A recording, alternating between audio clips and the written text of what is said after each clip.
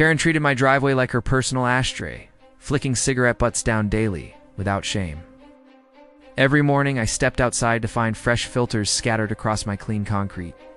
Her balcony sat directly above my driveway, perfectly positioned for careless and deliberate littering.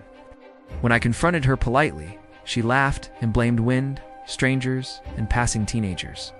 I decided arguing was pointless and installed discreet security cameras facing upward. The footage clearly showed her leaning over the railing and flicking cigarettes downward. She never checked below, never showed remorse, never expected consequences for months. So I stopped complaining and started collecting every single cigarette, but patiently. Each afternoon, I wore gloves and gathered the stained filters into sealed containers. Weeks turned into months, and the pile inside my garage grew disturbingly large. The smell was awful, but patience felt stronger than explosive anger. By late summer, I counted exactly 5,000 cigarette butts collected. 5,000 small symbols of disrespect tossed onto my property repeatedly. I documented everything carefully with timestamps and printed surveillance screenshots. Meanwhile, Karen hosted loud pool parties almost every weekend proudly. She loved showing off her sparkling backyard and crystal-clear swimming pool. One Saturday, she invited nearly the entire neighborhood for a celebration.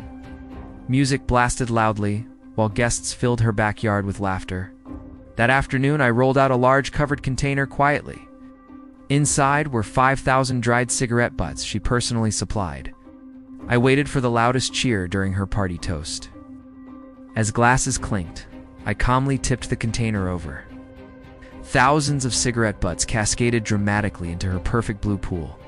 The water instantly transformed from pristine clarity to floating brown chaos. Guests screamed and jumped back as filters spread everywhere. Karen spun around in disbelief, staring at the disaster. I held up printed screenshots for everyone to see clearly.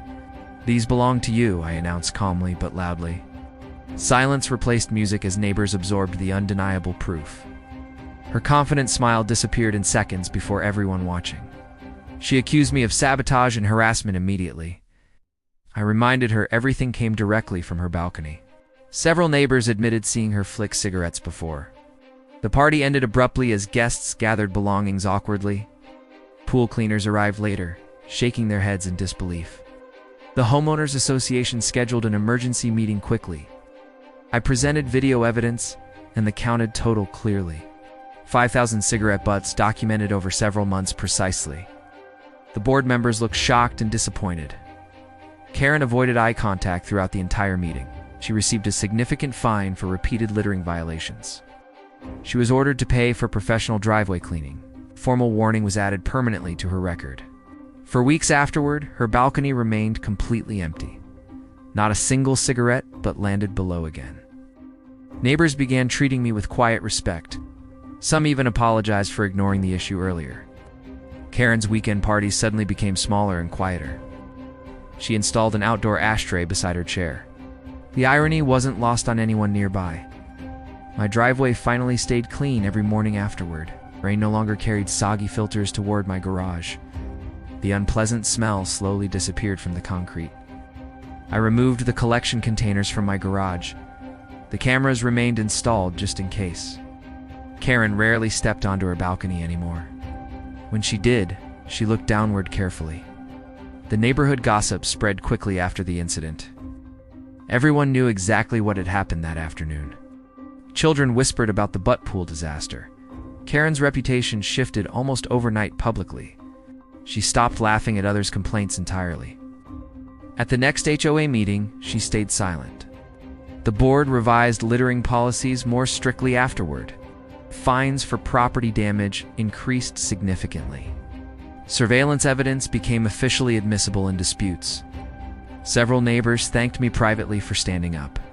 One admitted she feared confronting Karen before. Accountability changed the atmosphere across our street. Respect replaced casual disregard for shared spaces. I never once stepped onto her property illegally. I never damaged anything she owned personally. I simply returned what she discarded carelessly. Patience proved more powerful than angry confrontation. Evidence spoke louder than shouted accusations ever could. Karen eventually attempted a quiet apology. I accepted it without celebration or sarcasm. The lesson had already been delivered publicly. Clean driveways became the new neighborhood standard. Even other smokers used proper containers afterward. The street looked noticeably tidier within weeks. Property values ironically improved slightly that year. Karen listed her house quietly months later. Potential buyers asked about neighborhood disputes cautiously. The story inevitably surfaced during showings. She sold slightly below her original asking price.